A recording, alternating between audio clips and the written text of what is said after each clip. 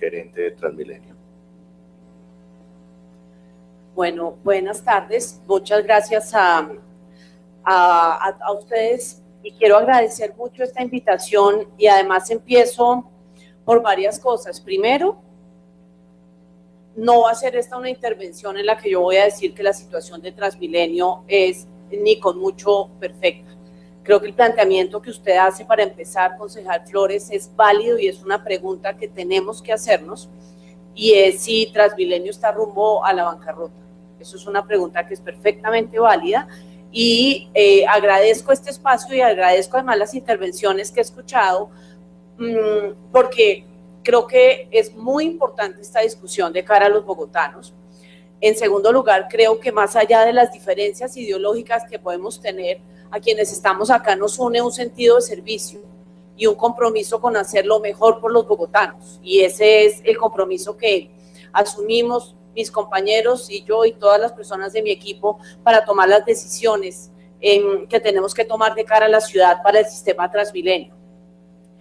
Y agradezco los planteamientos porque yo creo, insisto, que más allá de las diferencias ideológicas, aquí lo importante es empezar a mirar qué vamos a hacer nosotros para que Transmilenio salga adelante. Y Transmilenio salga adelante de la mano de un sistema integrado de transporte. Digamos, Transmilenio no está, no responde por el espacio público de los peatones, ni responde por las políticas de los ciclistas, ni tampoco responde por el metro, pero sí somos parte de un sistema de transporte que únicamente tiene sentido si es integrado. Entonces, en ese sentido, voy a empezar a mencionar unos temas y también creo que usted nos reconvino, concejal Flores, y creo que con razón, de no haber hecho un corte de cuentas y de no haber informado como que encontramos, y voy a aprovechar este momento para hacer una pasada muy rápida, y como sé que tengo un tiempo limitado, pues me voy a concentrar en unos puntos importantes, estando por supuesto acá dispuesta a dar todas las aclaraciones adicionales que se requieran, pero pues también entiendo que tengo un tiempo limitado y que debo respetar. Tiene tiempo, gerente, tranquila, tiene tiempo. Nosotros encontramos, primero que todo, una infraestructura, un rezago en la infraestructura de troncales en particular y de patios zonales. Es un rezago gigantesco que ha hecho que haya problemas estructurales que no van a poder ser resueltos ni en el mediano ni en el corto plazo. Adicionalmente, también, como lo mencionó usted, concejal, en su intervención, la demora en preparar la licitación de las troncales de la fase 1 no es una demora de meses, es una demora que ya lleva 4 años y que ha tenido los impactos en calidad del servicio que también mencionó en su intervención. Además, encontramos en el empalme una información que nos dieron sobre una estimación de un déficit anual para el Fondo de Estabilización Tarifaria de 800.000 millones de pesos de aquí en adelante.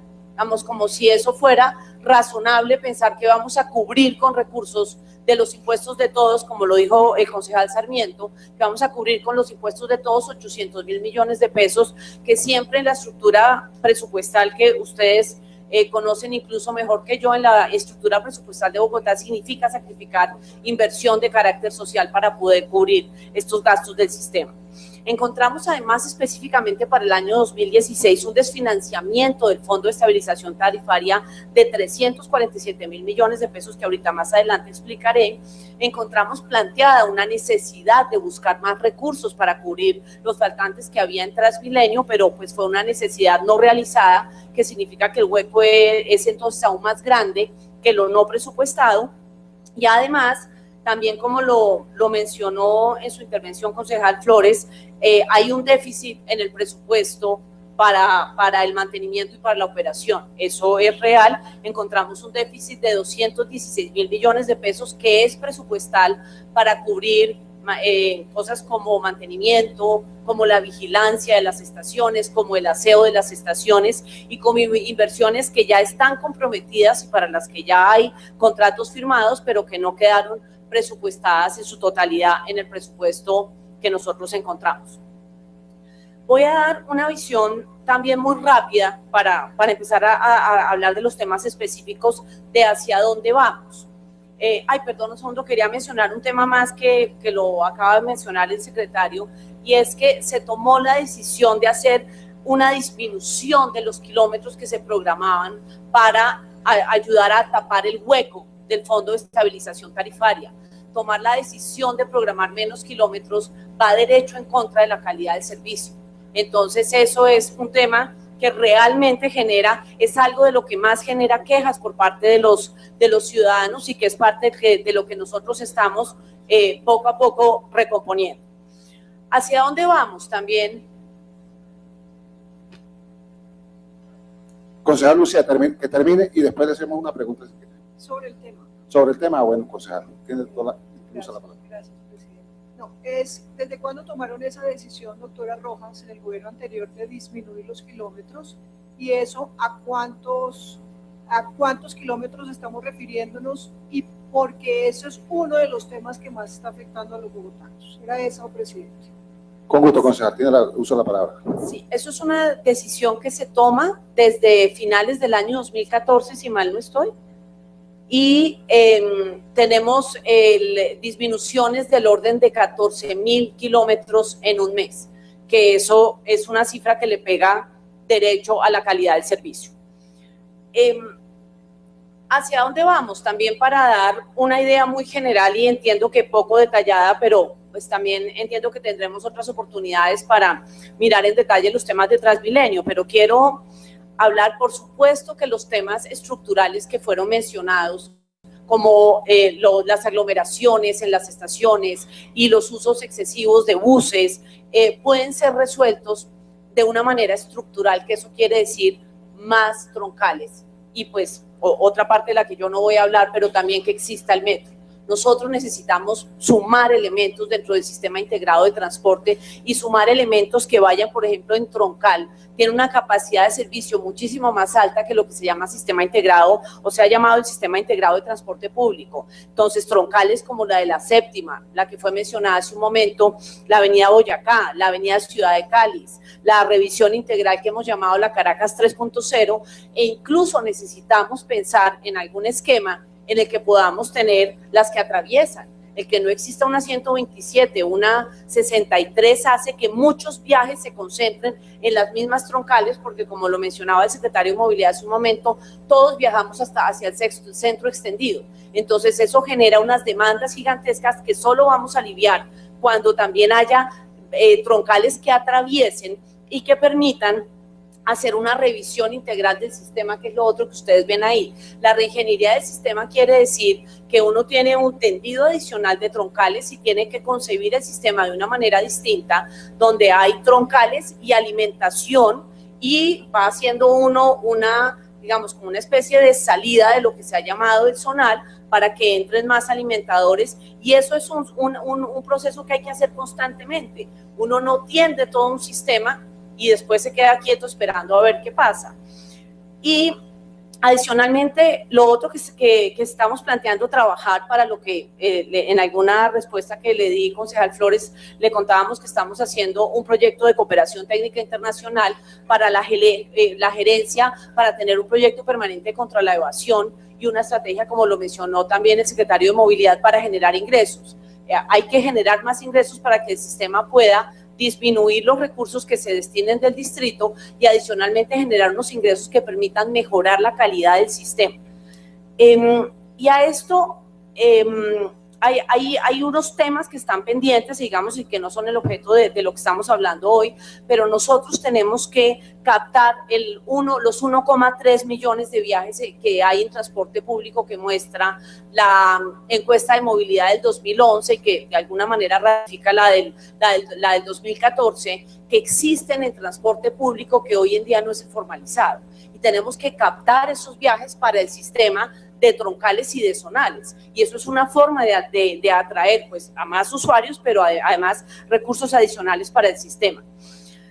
Y estamos trabajando haciendo mejoras operativas una a una por las rutas del zonal. Digamos, ahí para nadie es un secreto que hubo inconvenientes en la estructuración.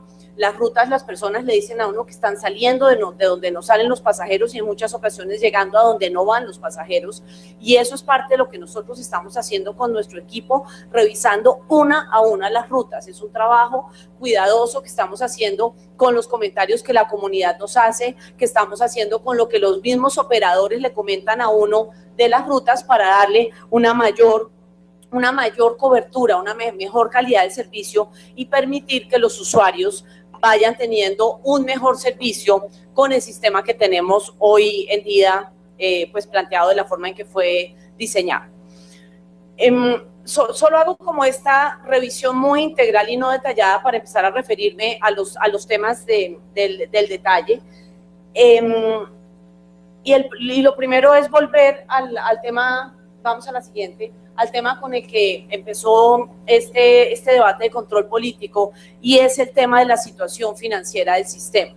Lo que nosotros vemos es que la presión que se está generando para las finanzas del distrito es muy grande, ha sido creciente, y esto resalta algo que usted mencionó, concejal Flores, y es que el hueco fiscal es agravado por el sistema zonal, por el sistema integrado de transporte público. Eso es una realidad y uno lo ve ahí en las cifras. Desde que empieza a entrar en funcionamiento a finales del año 2012 el sistema de los buses zonales, es que uno ve cómo va creciendo la presión financiera que se le genera al distrito por este sistema que, pues, yo sé que se hicieron muchos debates en la administración anterior y que se ve que hubo problemas de estructuración, que se hicieron supuestos en el modelo que no se cumplieron y que además ha tenido una implementación paulatina que no ha permitido que haya una cobertura por los operadores que están funcionando en la realidad el día de hoy. Entonces, esta gráfica lo que muestra es que hay un hueco que es creciente y que como se mencionó en la intervención concejal, estamos hablando de un hueco que para el año anterior fueron 738.000 millones de pesos, que es una cifra bastante significativa para las finanzas de Bogotá y que conociendo ustedes como conocen la estructura de presupuesto, pues saben que esos son recursos que salen de la inversión que tiene la capacidad del distrito para hacer. Y me detengo acá un momento, vamos a la siguiente, porque es que esto muestra un detalle de lo que, por ejemplo, mencioné al principio, y es que si bien la administración anterior tenía cálculos de que el fondo, el FED, iba a requerir 797 millones de pesos, lo que nosotros encontramos es que se presupuestaron 450.000 millones de pesos con recursos, digamos, reales existentes, y otros 100.000 millones de pesos con recursos de edificabilidad y cobros por congestión que realmente no existían en el momento en el que, digamos, no se realizaron y las medidas que la administración adelantó. Pues por un lado los recursos de edificabilidad es improbable que se realicen en un año, entonces pues 50.000 millones de pesos de eso nunca ha sido un ingreso real, y los cobros por congestión pues no fueron aprobados. Entonces de los 550.000 millones de pesos había 100.000 millones de pesos que no existían, y eso lo que significó fue un déficit inicial del FED de 347.000 millones de pesos, que con la decisión que se tomó de incrementar la tarifa nos deja el déficit todavía en 107.000 millones de pesos. Y ahí quiero resaltar, y pues no es una cosa que sea positiva, pero me parece que es lo correcto. Estamos hablando que con el incremento de tarifa nosotros no estamos empezando a mejorar la calidad del sistema, y eso es una realidad que muestran las cifras. Estamos corrigiendo la realidad que encontramos y tratando de cerrar un poco el hueco que se le abre al bolsillo de todos los bogotanos, y en particular a la capacidad de inversión que tiene la ciudad, pero por eso las iniciativas que van a venir más adelante para generar más recursos. Bueno, voy a pasar porque estas siguientes, pues ahí yo hice el esfuerzo de traer una presentación que respondiera a todas las preguntas que se hicieron, porque pues sé que es importante, pero como hay muchas que ya se han respondido en las presentaciones, voy a pasar un poco más rápido pero pues aquí se ve. Pasemos a la siguiente, y a la siguiente. Esa es la distribución que ya se mostró en una de las presentaciones, y aquí tenemos, este es el flujo de recursos que que ha girado el distrito, que viene de ser 100.000 millones de pesos a terminar en 710.000 millones de pesos. El déficit sí eran, como lo mencionó concejal Flores, los 738.000 millones de pesos. Lo que pasa es que esos 28 vinieron de recursos, digamos, no de fuente distrito, sino de fuente el mismo Transmilenio. Entonces, por eso la cifra no coincide con la que mostró en su gráfica. Y aquí es la realidad, lo que encontramos en el presupuesto, lo presupuestado en la realidad y los recursos que ahora nos dan las proyecciones que se van a necesitar. Esta cifra, hago solo una anotación metodológica, es distinta a la respuesta de la pregunta que nos hicieron porque hicimos un recálculo. Entonces no son 544.000 millones de pesos, sino que hicimos una actualización del cálculo y nos da 557.000 millones de pesos, simplemente para explicar por qué la cifra no coincide exactamente con la que ustedes ven en sus respuestas.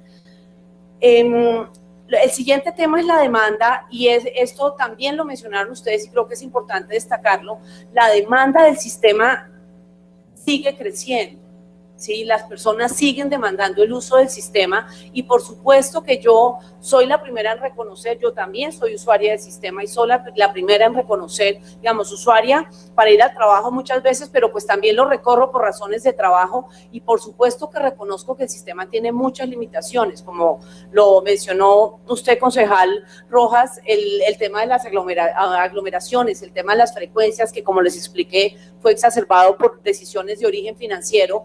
Pues ese tipo de situaciones por supuesto que significan un servicio que no es de buena calidad y que nosotros estamos trabajando y vamos a seguir trabajando en mejorarlo, pero la realidad también es que muchas personas terminan tomando la decisión de seguir utilizando Transmilenio porque es el sistema que los lleva más rápido y porque de todos modos en muchos casos es la única opción que tienen o la única opción que tienen para no subirse en un transporte tradicional que muchas veces es muchísimo más lento. Entonces, ha habido un incremento de la demanda y el incremento de la demanda obviamente está impulsado en las cifras que se ven acá por el incremento en el uso del sistema integrado de transporte público. Ahora, el sistema integrado de transporte público también tiene retos, como se los he mencionado, y creo que eso es parte del trabajo grandísimo que tenemos que hacer, porque hay decisiones pendientes que no se han tomado para lograr la cobertura de la totalidad del sistema, que ese es un tema pendiente que lleva lamentablemente demasiado tiempo pendiente y que es, por supuesto, nuestra obligación tomar las decisiones para resolverlo. Voy a pasar al tema de la fase 1, sabiendo que hay como más detalles de la situación financiera, pero creo que esto cubre como en términos generales. Sí es cierto que Transmilenio está en una situación financiera difícil. Ahí el tema de las pérdidas, creo que vale la pena mencionar algo, y es que sí, Transmilenio dio pérdidas por 16.000 millones de pesos, pero en los años anteriores, si no se hubiera incluido por órdenes de la Contaduría General de la Nación, si no se hubiera incluido los recursos, como se incluyeron en los estados contables, los recursos para el financiamiento de la inversión en fase 3, en la infraestructura de fase 3, los años anteriores, en el año anterior y en el inmediatamente anterior, también habría generado pérdidas, y creo que eso es importante tenerlo claro porque ahí había una razón contable por la que esas pérdidas no se ven reflejadas en los estados financieros, pero la operación ya estaba generando una pérdida en Transmilenio desde antes del año inmediatamente anterior. Me quiero concentrar en el siguiente tema que ha sido también mencionado ampliamente, y es el tema de la fase 1. Y ahí respondo su inquietud también, concejal Sanguino, y lo que planteó concejal Flores, y esa forma como respondimos, yo la verdad también la encontré poco clara, y por eso yo en mis notas que tengo acá cambié el fraseo, porque si bien es una posibilidad dar permisos especiales de operación, pues creo que eso, como usted bien lo dijo, es en el fondo una prórroga, y esa es una prórroga de los contratos a los operadores actuales, y esa es una de las posibilidades que estamos evaluando. Para una preguntita. Los tiempos de contratación y la realidad, digamos, que encontramos, que son unos tiempos de contratación que oscilan, como usted bien lo dijo, entre 18 y 20 meses, no permitían de ninguna manera que se pudiera dar la llegada de los buses en los tiempos que se planteó inicialmente en los prepliegos que se abrieron. No era realista la consideración y por eso es una de las consideraciones que tenemos. También, como se mencionó, solicitar al menos parte de la flota a los actuales operadores de fase 3, también una APP para fase 1, pues no sería la que está considerada antes por razones que ya ahorita puedo explicar. Y también hay un tema que hay que tener en cuenta, y es que hay modelos matemáticos que permiten optimizar. ¿Puedo hacer una pregunta? La flota. ¿Quién está de presidente?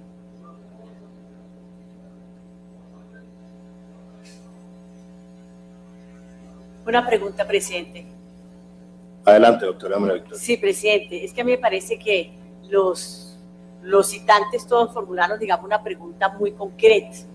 Se criticó la prórroga que se hizo, ni siquiera estaba a puertas de vencerse esos contratos que justificara la prórroga como se hizo en la administración anterior. El concejal Juan Carlos Flores planteaba su inquietud en el sentido de que muy posiblemente en 10 meses no iba a ser posible alcanzar realmente a revisar esos contratos y que muy posiblemente la administración se iba a ver abocada nuevamente a prorrogar esos contratos. Entonces a mí sí me gustaría como una respuesta muy concreta por parte de usted como gerente de Transmilenio. ¿Cómo ve usted esa situación? ¿Ustedes ya abrieron la licitación? ¿En qué condiciones está? ¿O sencillamente es como se ha pronosticado aquí, que seguramente van a prorrogarse nuevamente esos contratos? Ahora, lo que usted sea como de operación provisional, pues de todas formas es en las mismas condiciones en que vienen los contratos, o sea que realmente no es una solución, solución, porque a mí me parece muy importante tener en cuenta, de acuerdo a las respuestas que ustedes mismos dieron, de 6.4 billones de pesos, ustedes dijeron, proyectado al año 2025, si se aumenta en 200 pesos la tarifa en el 2016 y de ahí en adelante en 100 pesos, de todas formas, pues el Fondo de Estabilización Tarifaria, pues va a tener de todas formas, por ejemplo, en el año 2016, 544 mil millones de déficit, 555 mil millones en el 2018. Son 6.4 billones según las respuestas que ustedes mismos dieron. Realmente lo que se ha perdido, se perdería en esos años. Entonces yo digo, mire, ¿saben a cuánto equivale 6.4 billones de pesos? A casi la mitad del costo total del metro en los términos en que lo propuso Petro, que era de 14 billones de pesos. Igualmente a casi 1 billón más de lo que la nación vendió Isagen, gravísimo, 5.7 billones de pesos. A 7 troncales de Transmilenio por la Boyacá, cada una más o menos de 1 billón de pesos. A 2 veces más el presupuesto actual para el 2016 de la Secretaría de Educación. Entonces es un tema que realmente sí nos gustaría saber qué está pensando la administración, porque una de las soluciones propuestas, entendí por cada uno de los citantes, todos excelentes, los felicito, pues era precisamente, bueno, ¿cómo se va a financiar ese déficit? ¿Qué vamos a hacer? La pregunta que formulaba el concejal Juan Carlos Flores, ¿va a la bancarrota el sistema Transmilenio? ¿Qué va a hacer esta administración con relación a ese tema? Ya no nos importa que hizo la anterior o la que seguía o pues lo que quiera, sino sencillamente necesitamos respuestas como en representación de los ciudadanos, cómo se va a financiar el sistema Transmilenio, cómo se va a financiar teniendo en cuenta la crisis financiera y las transferencias que tiene que hacer. Es más, porque la misma ley, yo como soy tan legalista, la misma ley 1753 del 2015 dice que los sistemas de transporte deben ser sostenibles. Para ello, las tarifas que se cobren por la prestación del servicio de transporte público de pasajeros sumadas a otras fuentes de financiación de origen territorial. No sé si a eso hacía referencia el doctor Bocarejo, de que no va a ser solamente pues vía tarifas, sino que se requiere para que sean sostenibles esos sistemas de transporte, otras fuentes de financiación para efectos de cubrir los costos de la operación y la administración y mantenimiento de este servicio. Entonces quisiera como una respuesta concreta a las inquietudes que han planteado los colegas, que por supuesto también estoy de acuerdo con esos interrogantes. Gracias, presidente. Presidente, moción de orden. Las intervenciones de los concejales al final de la intervención de la gerente de Transmilenio. Gracias, concejal. Voy a retomar algo de lo que acabo de decir. Vamos, en términos generales, ¿cuál es la estrategia para darle viabilidad a Transmilenio? E insisto, no es un tema de corto plazo, es un tema de mediano y de largo plazo. Necesitamos tener más troncales, y estoy hablando solo de Transmilenio, entendiendo que esto es un sistema integrado de transporte público que incluye peatones, ciclistas, metro, pero aquí estamos hablando de Transmilenio. En términos de Transmilenio, lo que hace la ley del plan de desarrollo es decir claramente que los sistemas de transporte público no son autosostenibles, sino sostenibles, basados en tarifa y en recursos que vienen del ente territorial, que eso es, digamos, lo que vemos ahorita con el Fondo de Estabilización Territorial. Pero por supuesto que las proyecciones de recursos que mostramos en la respuesta, que son la realidad que encontramos, es parte de lo que nosotros estamos buscando cambiar. Y parte de las estrategias es, por ejemplo, los proyectos de acuerdo que se van a discutir más adelante para encontrar unas fuentes específicas que permitan encontrar unos recursos para Transmilenio, pero hay otros temas. Nosotros necesitamos, digamos, tener más troncales y tener una reingeniería integral del sistema que permita tener troncales y alimentación, y lo que no esté cubierto por esto, con zonales. Y eso es un trabajo constante, y si nosotros logramos atraer el 1.3 millones de pasajes que existen en los viajes diarios del sistema de transporte no formal al transporte zonal nuestro y a nuestras troncales, nosotros logramos que la totalidad de esos recursos hagan parte del sistema, y eso va a disminuir muchísimo la presión de recursos del distrito. Entonces, lo que buscamos es disminuir en este momento, digamos, estamos trabajando estas estrategias y afinando lo que va a significar esto en recursos, pero esto lo que busca es disminuir, y muy seguramente el distrito va a continuar financiando con un monto de recursos muy inferior a 800.000 o 544.000 millones de pesos, va a continuar financiando el sistema integrado de transporte público, como lo mencionó el concejal Sarmiento y como lo mencionaron también otras personas en sus intervenciones. Es muy usual que con recursos del presupuesto se financien los sistemas de transporte público en otras partes del mundo. Lo que pasa es que esos niveles a los que tenemos el financiamiento hoy en día no son sostenibles para nosotros, y nuestro trabajo en este momento va orientado a disminuir los recursos del distrito que se dedican a eso. Y sobre la segunda pregunta, la aclaración que hice era para decir, en efecto, una de las posibilidades que nosotros estamos evaluando en este momento y que vamos muy rápidamente a tomar una decisión es la ampliación de los contratos vigentes. Es una posibilidad. ¿Por qué es una posibilidad? Si quieren, ya voy para el cronograma y voy a pasar a los argumentos, porque fue una pregunta que nos acaban de hacer, digamos, un primer punto, si quieren, va exactamente el anterior. Señor presidente, es muy puntual, gerente, es que nos explique por qué esta administración desechó la anterior licitación que habían dejado preparados la anterior administración. Ese es un tema clave para que nosotros realmente entendamos ese tema, antes de entrar a la cifra.